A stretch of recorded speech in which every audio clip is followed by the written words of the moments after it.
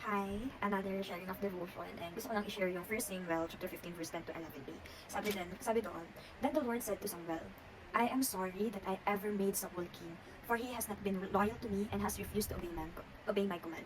You know what, the moment na nabasa ko to na I am sorry or I regret that I ever made Saul king, parang nilagay ko yung sarili ko doon na when the Lord said to Samuel, what if I am sorry that I ever made Sheila a leader, Sheila a pastor, Sheila na dito sa church na to, na for she has not been loyal to me and has refused to obey my command. Alam mo, nag-grieve yung heart ko. That's why I encourage you all na wag tayong gagawa ng bagay na ikaka-disappoint ng Lord.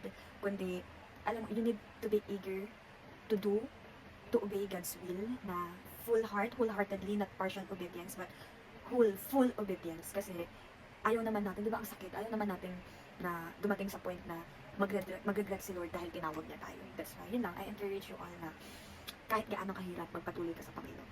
So, yun lang, may God bless you.